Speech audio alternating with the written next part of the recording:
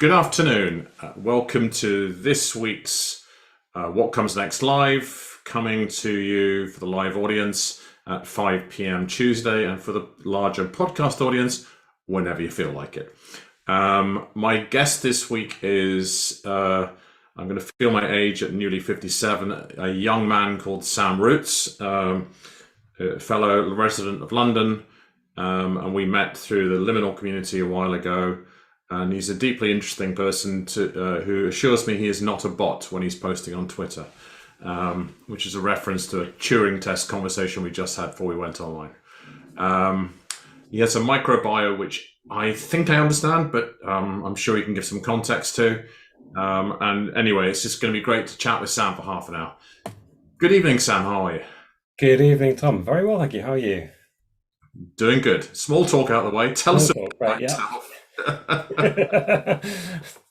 That's pretty much bottomed out my small talk there. I'm now actually just sort of frantically looking and seeing what I sent you as a microbio, because I'm one of these people that tends to introduce themselves differently depending on who I speak to.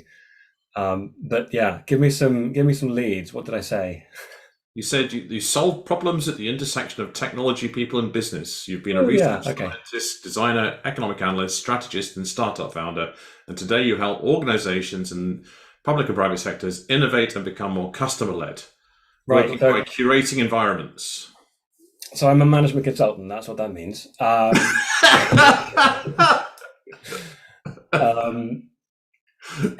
I feel like I haven't totally sold my soul. I've kind of leased it on a timeshare basis. I do design-led innovation because that's the type that involves talking to people as opposed to working in spreadsheets. Mm-hmm. Because I find people and connection with people inherently interesting. I suppose there's a lot to talk about. Well, let me give you perhaps a starter. There was some tweet came out yesterday, and you and I hang out there quite a bit, about why does Google have so many failed projects such as Google Lens, and you just quite pithily retweeted it with, because they're engineering led, not design led. And I didn't reply because I wasn't quite sure, but I also thought I might be able to ask you about it today. Because I've been around a bit longer than you, and I've seen Google do innumerate projects. That was a hardware project, but a lot of them are just software platforms or community platforms, and they never work because they're always designed by engineers, and then they crash and burn within 6 months. And the joke I make is that AI will never hit the singularity and pass human intelligence because the algorithms are designed by engineers. So they're highly rational, logical. I say this knowing quite well that a number of my clients are large engineering companies. But what did you mean by that? And that leads you in terms of what does design-led mean as opposed to engineering-led? So you touched on a lot of really interesting topics there, and it's like it's like an array of gifts under a tree, and I'm sort of itching to open them all. So when we talk about when I talk about engineering-led solutions, what I mean is something a little bit like the. This is being very disparaging of engineers, so I should probably preface this by saying that I have an engineering degree. It's a little bit like the Golem of Prague syndrome, where you get what you ask for, but not necessarily what you need. Mm-hmm. Whereas the design-led mindset is more about establishing at the outset, or challenging maybe first, what it is that you need, and then maybe redefining that, because there are lots of different ways of framing any given problem to arrive at radically different solutions that might solve the problem in very, very different ways with different amounts of resources that maybe require different buy-in from different people or have different costs. So an example of this that I'm particularly fond of is another one that points at this idea of engineering solutions. What I see is typically haven't really gone through much in the way of a kind of mindset shift. And that's partly because that's just what the engineering training is all about. It's about, it's the sort of, to a hammer, everything looks like a nail to a person with a hammer, but presumably to a hammer as well. The idea is that it's about solving problems with the tools that you have in your mind, rather than going out and looking for different tools, perhaps. So this example is looking at the delightful problem of urinal splashback, which will be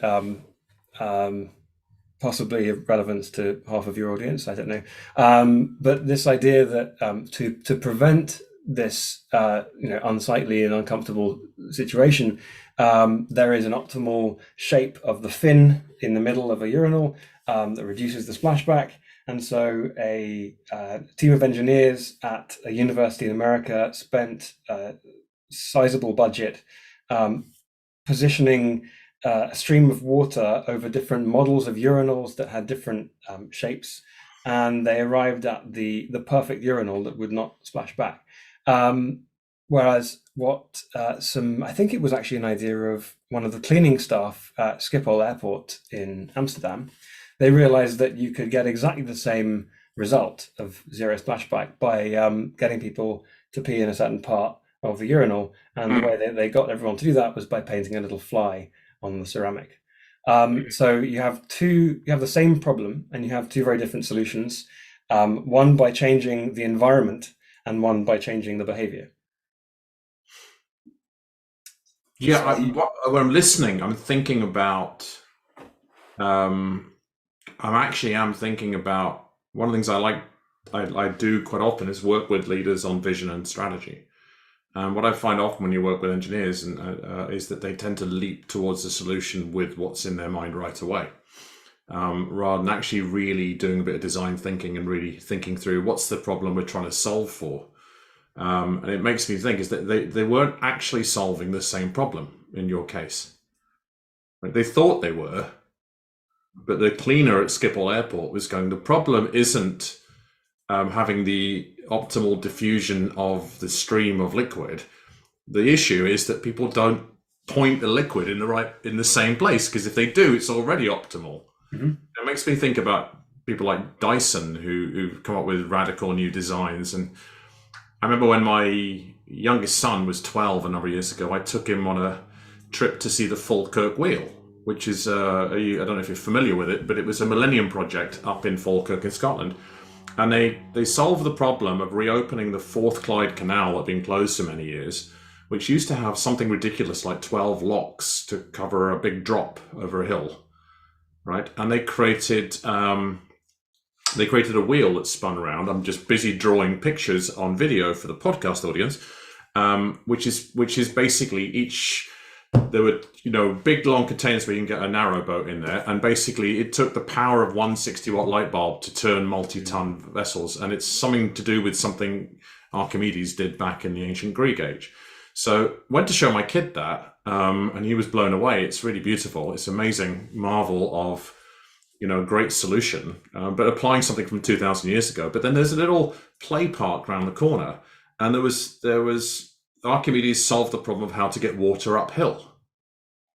Now, if you gave the engineers 2,000 years ago that problem, they would not have thought of an Archimedes screw, which is kind of a reverse corkscrew. Mm-hmm. But my kid saw this example with flowing water and an Archimedes screw, and I said, "Well, you just you just turn that, and the water will go uphill." And he worked it out in about 5 seconds, right? As a 12-year-old. But it's just fascinating that why is it you think that we tend to have a bias towards solving problems with familiar tools?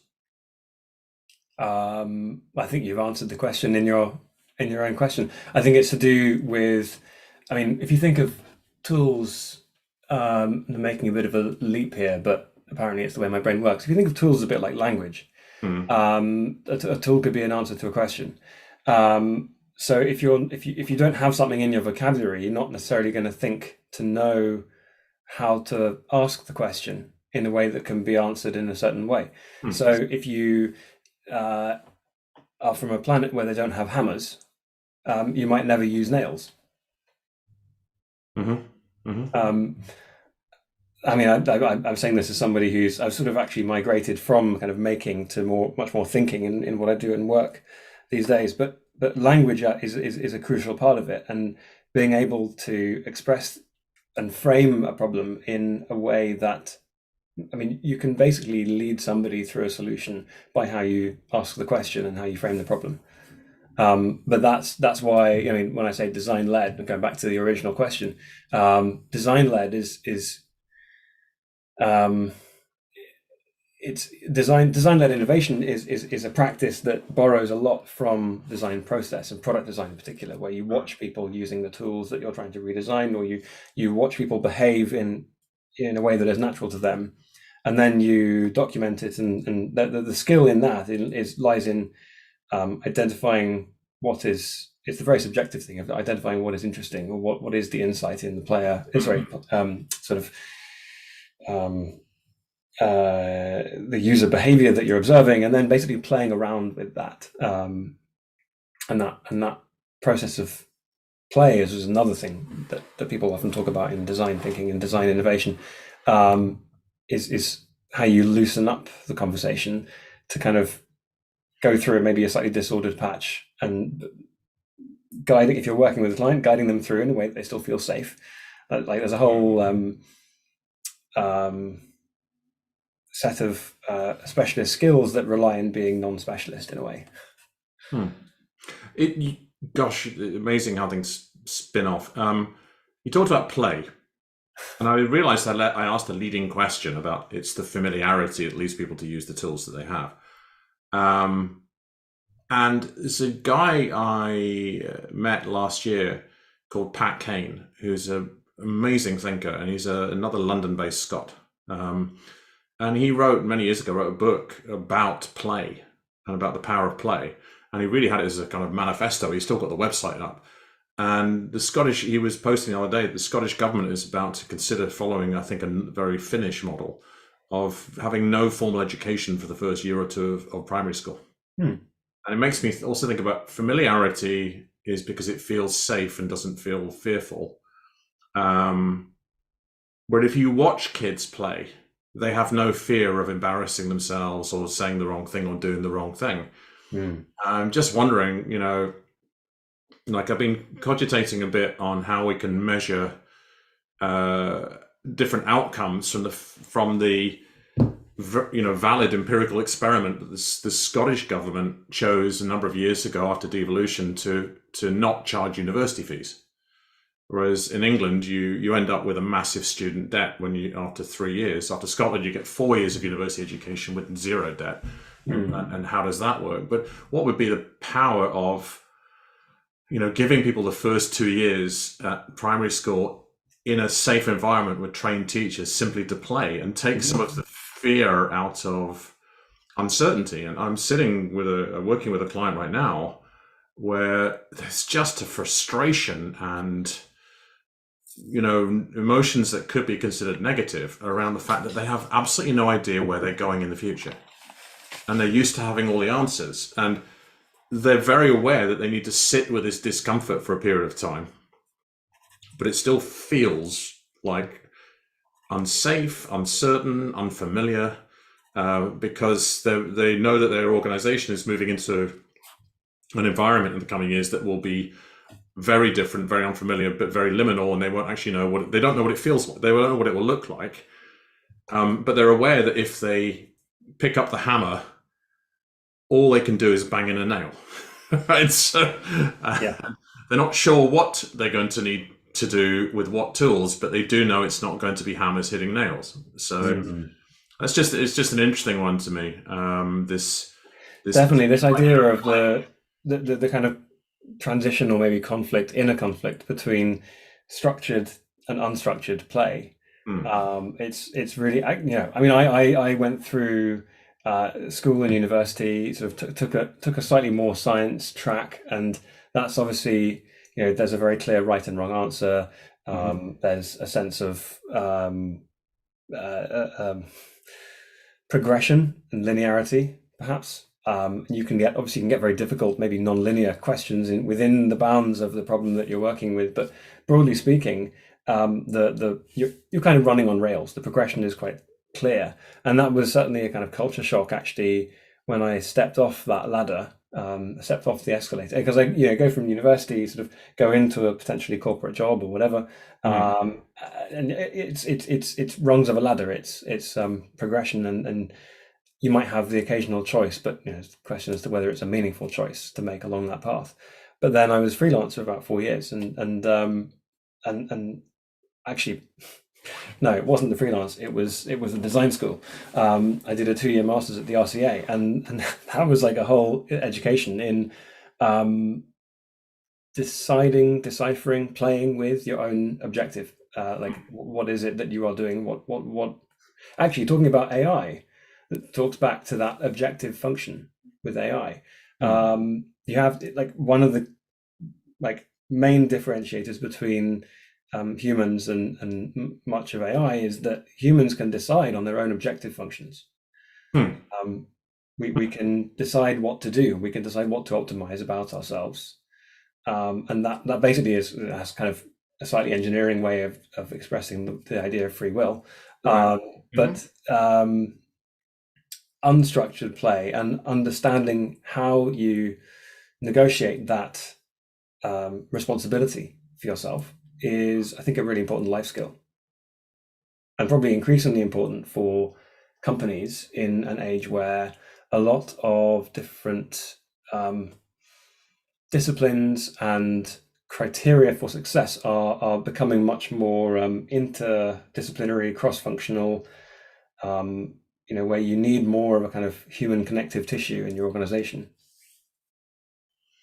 Makes me think about one of my sons didn't go to Cambridge, but he had an interview at Cambridge.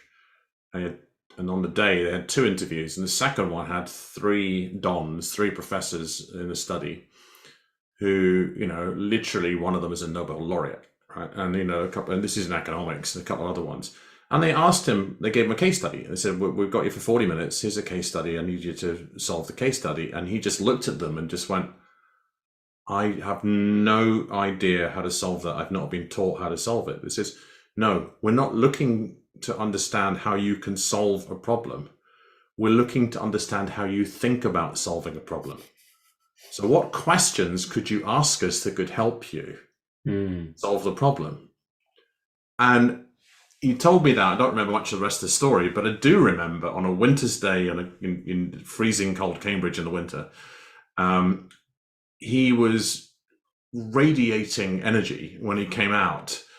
And it was just this transformative experience for him, which helped him choose which university he wanted to go to. He wanted one that was going to spur different thinking in him. So he chose a university in the end where he could interact with lots of people from lots of different subjects, from lots of different ways of thinking. And that's just the way he thinks. He just thinks in different directions all the time. So it is fascinating that if we could teach, another Scottish reference is that through a foundation from Sir Tom Hunter, the Hunter Foundation, in primary schools, they've introduced entrepreneurship. Now, that's not just starting a business. It's thinking in a very different and often, as you mentioned, non-linear way about what, it's just teaching people how to think. I mean, that could sound incredibly dystopian with the wrong meaning, but actually just getting people to use tools like, structured tools for thinking, like appreciative inquiry and Kaizen and things like this. It's just fascinating how can we, the world is changing so fast, is how can we actually start thinking differently about the problems that we face, Yeah, and there's different ways of doing that. I mean, what I like to do is be a bit of a magpie, and I'm always reading, and I'm sure you can relate. And this idea of actually your brain going in different directions all the time is something that I can very strongly relate to. Very often when somebody asks me an interesting question, it's like 10 thoughts run from my mouth and none of them make it out. But yeah.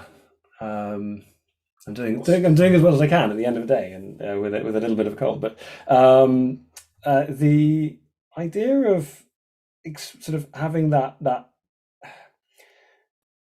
mentorship and exposure to different ideas, and a sort of a sense of responsibility to do something with them, but no, no directive criteria is a really exciting idea for education and for lots of things. Really, I mean, it sounds like a really exciting environment to learn and grow. And when we talk about these primary school education in Scotland, I think that would be. I mean, we all know that governments the world over are not great ones for making evidence-based policy, but if you can track that data and see, for example, if there's I don't think you're going to necessarily see it in something like how many companies people found. I don't think that's necessarily, it's not going to be linear like that, but you might see it in sort of happiness in relationships, or lower incidence of drug use, or something like that. That there's going to be other ways in which people use those tools and that mental muscle to navigate their lives in a more active way. I agree, and whether it's entrepreneurship in primary schools or no university fees, you take away the debt burden of university fees, which for those not in the UK or England and Wales, in fact, Americans might be familiar with this, it really isn't a student loan, it's a student tax for 30 years, because the vast majority of people, they're told, we'll just take this amount out of your salary by deduction, at quite a high interest rate, right? And it's not enough to pay down the capital. And after 30 years, we'll just wipe the slate clean. But it basically means, I think it's 9% of your salary gets taken out in student loans or student tax. And that creates a financial burden, which adds anxiety for people, etc. So, what's there's this concept of a well-being economy that Iceland, New Zealand, and Scotland are prominent in. And it's the metrics. And so when you talk about another way, I think you had another way of what you were doing was another way of saying structured versus unstructured, and something in the middle is not being directive about education, for example. I would argue that it is directive, and much like the Dons were asking, their why, the reason they were running the session the way they did was not to get a problem solved in 40 minutes, but to look to understand the candidate and see, are you capable of being in an environment where we focus on levels of thinking? Yep. Right? So these are not as measurable metrics, but just like if you're working with a business that's typical strategic plan is how much return on capital, what gross margins, what net margins can we get, how much growth can we get in the next 3 years? That's great, right? But the example you gave of business being interconnected, I mean, there's a company I work with that has trebled in size in the last 15 years and is tens of thousands of people. And that's a totally different company to run than one that was a third of the size and nowhere near as geographically spread. And how do you really take advantage of all those brains who work in multiple different sectors, some related, some not? But those that may not appear to be remotely related, and they might be 10,000 miles apart, might have a way of thinking about design-led solutions, putting it in that language, that might solve amazing problems. I mean, you could have somebody who's solved problems with putting, I can't think of hypotheticals, so I'm just going to use real ones, but they're not specific to identification, but running electricity across the Himalayas. Right? The people who did that in that part of the world are not the same people who are looking to replace sewage tunnels in central London. With a design ask from the client of the last ones lasted 200 years, these need to last 500 years. Now, a huge amount of the tools that you need and skills you need to design a 500-year infrastructure piece like that will be already available. But I have to think that the people who ran electricity cables and pylons across the Himalayan mountains might have something to lend to that. And when you then start looking at an organization that's got tens of thousands of people, and I could name 200 projects that they work on that are just iconic like that, right? It's like, how do you design a company for that? And it's not in a engineering-led problem-solving way. It's in a way of like, how do we organically connect our people and let them come up with the solutions, these, whether they're radical or iterative, but come up with these solutions by themselves. And leading an organization like this is the sort of thing that when I talk to CEOs, this is what keeps them up at night. Yeah. How do I make the most of the people we have? Because I work in, largely the people I talk to are in the knowledge worker space, and a huge amount of human economic endeavor now is in knowledge worker space. Certainly in the global north. So it's just, it's interesting stuff. I mean, you talk about how do you that question of how do you make the most of the people that you have, and borrowing lots of almost like relocating solutions into new areas so that you can be a bit of a sort of magpie like that.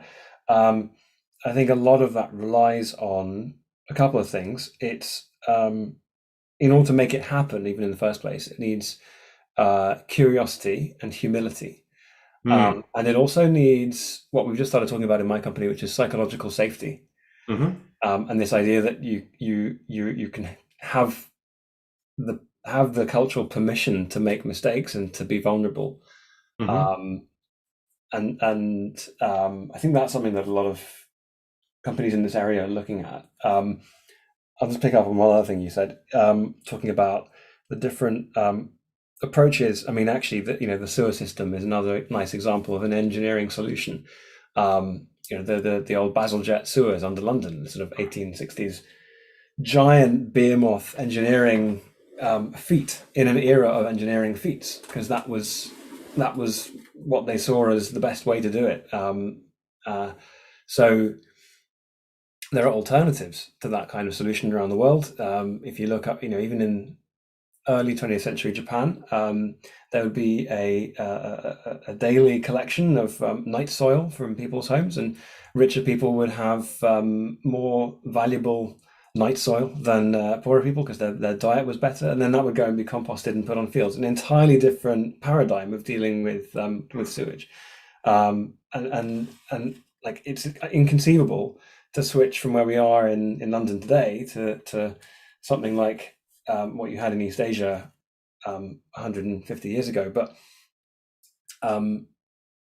these kinds of, actually that speaks to the Himalayan point, the fact that in some ways the ask of the people building that system was easier than what was being built in London, because there wasn't a pre-existing infrastructure to follow, so they had much more free reign.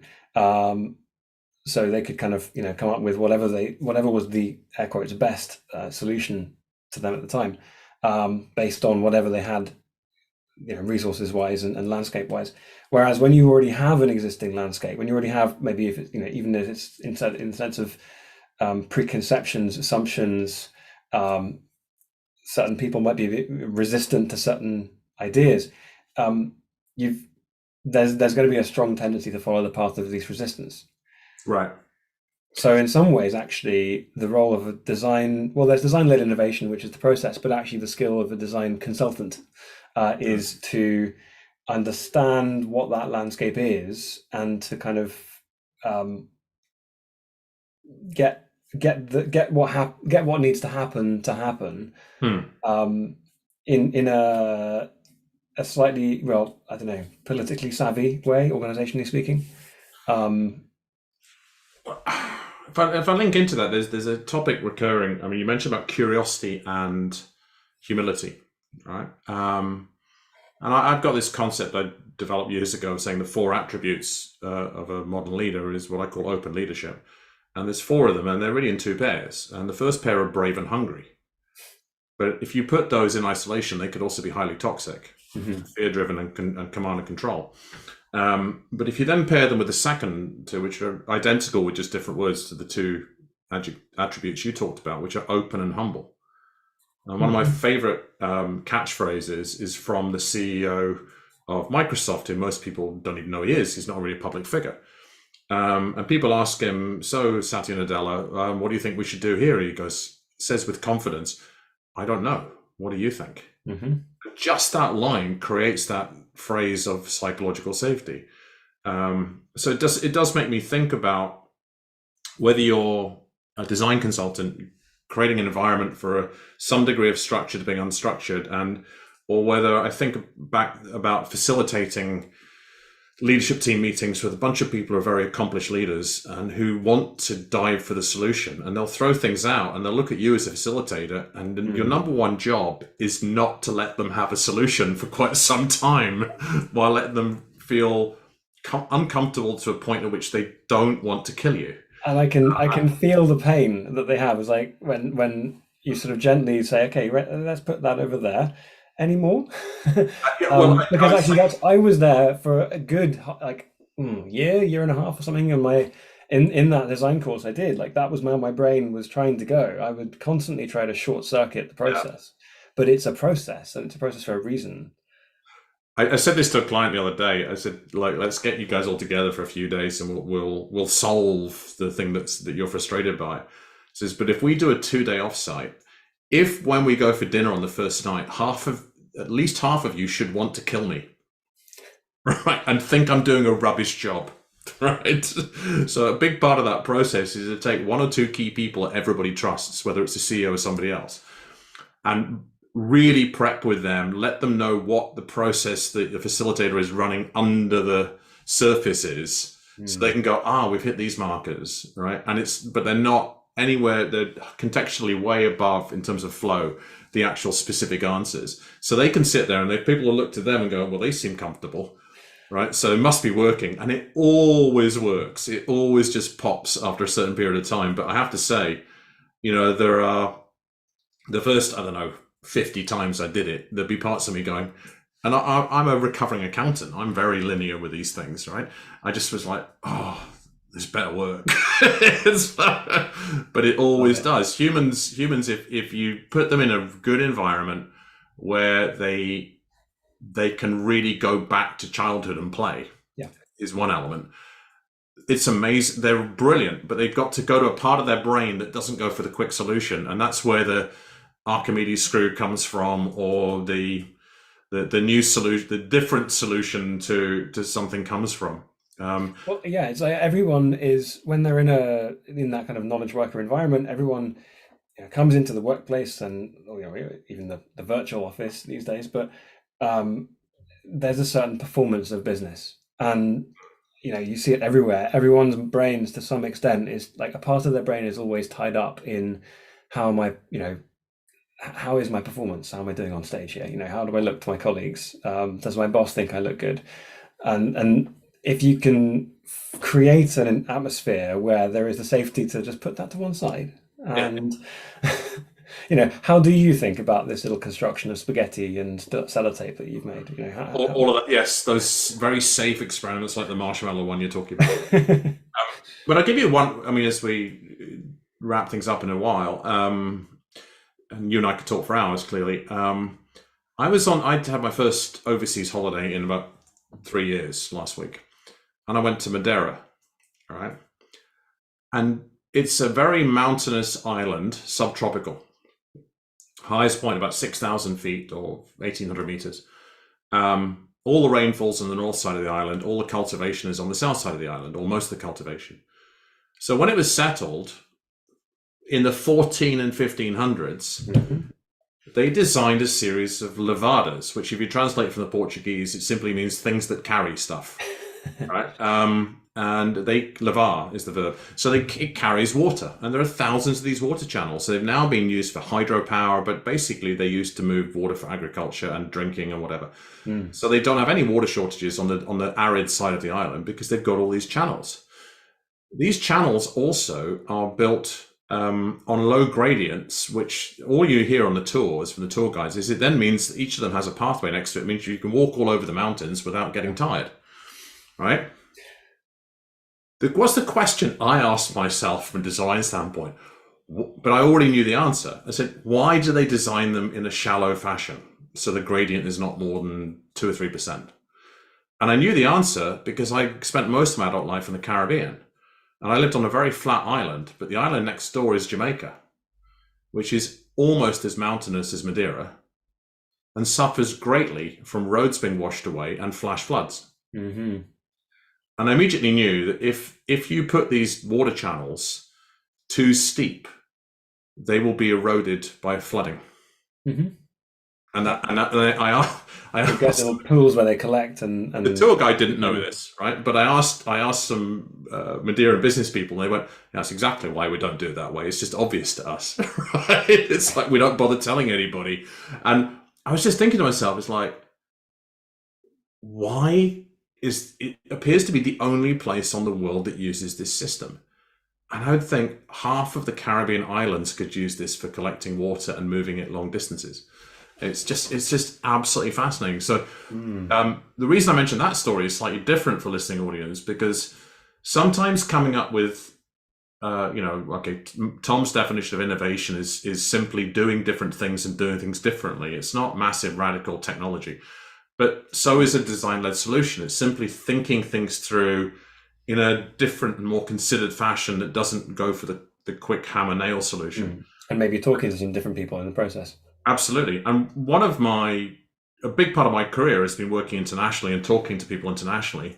And some of the easiest ways to gain product design or market advantage or anything in a commercial space, or just create innovation for the public space or for a social space, is to talk to people in other countries and other industries.